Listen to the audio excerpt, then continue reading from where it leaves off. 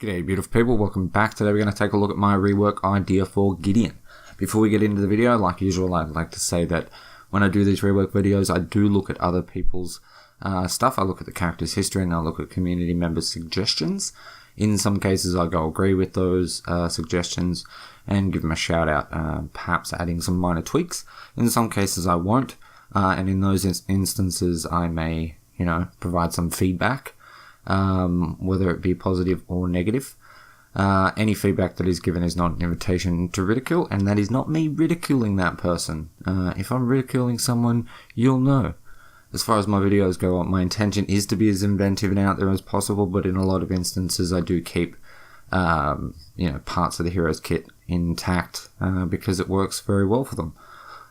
Every hero is going to be getting a passive in my videos, and every hero is going to be getting a bunch of quests. Quests are objectives that are given to an ability, like hitting X amount of heroes with that ability. Once you complete it, you get a bonus. It is, the way that I'm doing it is so that you end up with a situation where I would prefer it to be, that every time you pick a hero for a match, they always have a quest for their passive, and you choose a quest for one of their 3 base abilities. That way you have a certain way of tailoring your character towards your playstyle and to suit the enemy team. I would be completely fine if, every hero's passive and 3 abilities had a quest that was available in every match, or whether it was just a random thing where, like I normally say, Sparrow gets a quest on a passive, Richter gets a quest on his pull. Any way it works would be fine, but considering I personally think it's better to go for giving all 4 things a quest. That way it's more information that's out there, more ideas that are out, so that's the way I go with it. So Gideon's always been listed as a high mobility caster that is adept at burst damage and wave clear, so I've tried to work with that the best that I can. Getting his basic attack out of the way, Portal Blast is a ranged basic attack, and considering he's a caster, I suggest that he has about a 0.4 power scaling, which is just above supports and just below tanks. As far as his passive goes, I decided to go with something that increases his damage instead of mobility, because I think his high mobility comes from his portal. So I went with Strengthen the Void. Killing enemies provides ability penetration, stacks up to 50 times. All stacks are lost upon death. So I'm thinking that perhaps each stack provides 0.5% of penetration, so that 50 stacks gives you 25% ability penetration. This way he does even more damage against tankier heroes for farming well, and provided that he uses his mobility well, he keeps that damage. I would like it to be, I think this is the correct way to say it, but an additive percentage. So if you already had 25% ability penetration, you'd now be at 50. Like if you built 25% ability penetration, you'd now be at 50. So for a quest, I went with, after being involved in 10 enemy hero kills, your stacks are reduced by 50% upon death, meaning that you no longer lose all your stacks on death, you only lose half of them. Perhaps some numbers need tweaking, but I like how this would force a Gideon to position well and use his mobility to ensure that he doesn't lose burst damage. I'm actually thinking, after doing all this work and getting to this portion of the video, that perhaps 100 stacks might actually be a lot better, and just go for, say, 0.25% penetration per stack. So you still get to 25%, but then, losing 100 stacks is way worse than losing 50, and also getting a quest done, losing 50 stacks when you have max stacks and you die, is a bit more than just losing 25, because 25 stacks is not going to take you that long to get up. So you have to consider that he has to get these kills in order to get this buff on the quest, and then even though he is only losing 50 of the 100 or 25 of the 50 stacks, whichever you were to go with, he still needs to go and kill, say, 25 enemy minions. It's not just instantly getting it up. And the way that I've done his kit, he's only really going to get those minion kills off of one of his abilities.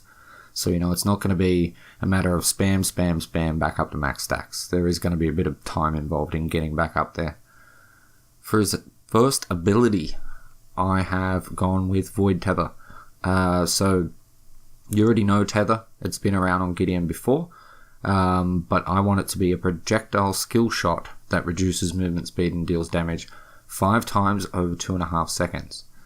This ability is basically just a way of ensuring that Gideon can land his meteor, which in my rework will be his main source of damage, like I said. So at max level, it will reduce movement speed by 20%, and it'll deal 50 damage 5 times over 2.5 seconds.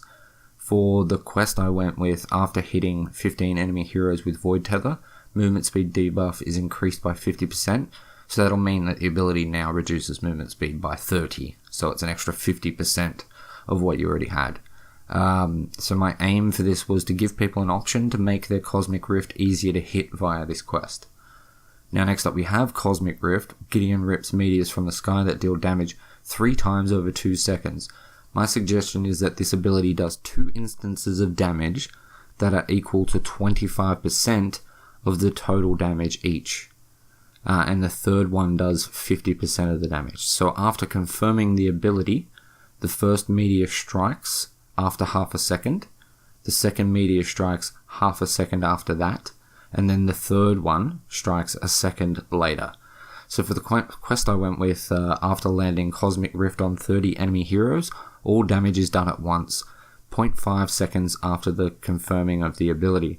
So just think of it this way, pre-quest it works like his original Rift, and post-quest it works like it did at the end of Monolith. Props to Sylphan for pretty much putting this idea in my head. I think the way that I've got the ability working pre-quest is a little bit different to what he suggested. I can't quite remember off the top of my head, but he did make the suggestion that, getting a certain amount of hits, completing a quest, would sort of change it to the way that we know it now. As the way that it will work pre-quest is very much like it used to work on Legacy. It was hard to guarantee all that damage on a hero because they would move out of the way. That way, you got to get a lot of synergy with your tether. You want to slow them down. You want to make it easier for your Cosmic Rift to hit. But you also end up with a situation now that if you go for your Void Tether quest, it's going to be easier for you to hit all 3 instances of damage on your Cosmic Rift. But if you, which you'd probably go for if you weren't the best aim, but if you were, you would go for Cosmic Rift quest, meaning that all damage is done at once, and you have to make sure you hit it, okay? I just think it allows a little bit of an option for the better players or the worse players. So next we have Talon Space.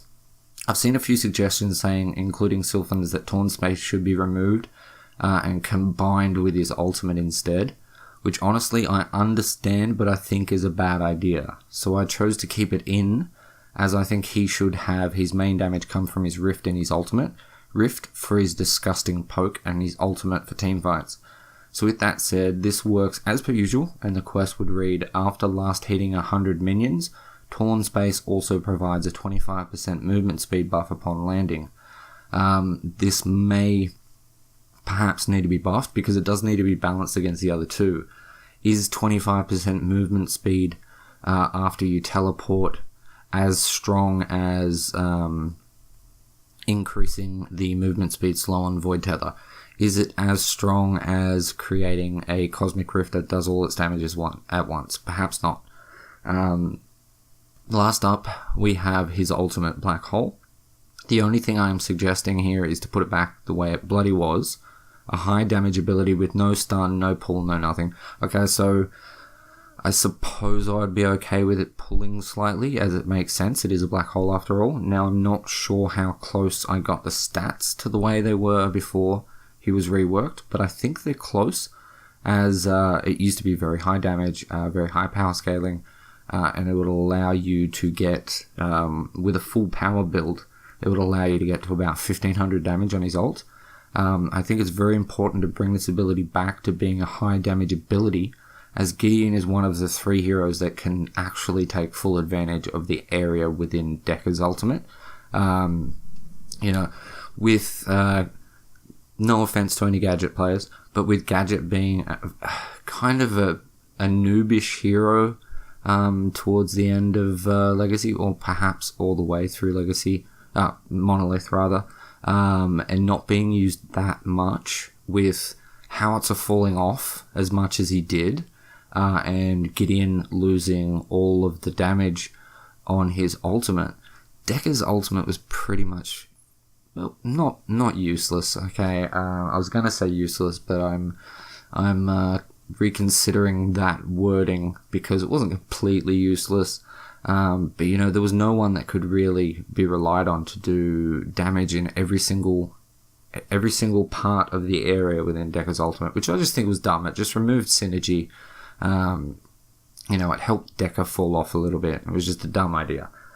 So I know he really only has his ultimate and his Cosmic Rift to do good damage, but he is a high mobility burst caster. He should be more mobile than other casters while doing insane poke damage at range, and I think that mobility within his teleport should be something he can decide to use rather than something that is tied to his ultimate. It's the enemy's job to shut that pest down. He's high mobility, high poke at range. That's the enemy's job to shut him down. He should be able to teleport into a team fight wherever he wants to, and do massive AoE damage with his ultimate. It's the enemy's job to prepare for that and stun him out of that ultimate. Removing any of that synergy and counterplay out of a hero like Gideon is just stupid. It dumbs the game down, and it's not good for the game. So that's Gideon. Love to hear your thoughts on today's video, so drop a comment down below, like the video if you enjoyed it, and subscribe if you aren't already. With that said, thank you so much for watching. I love your face, and I'll catch you in the next one. Peace.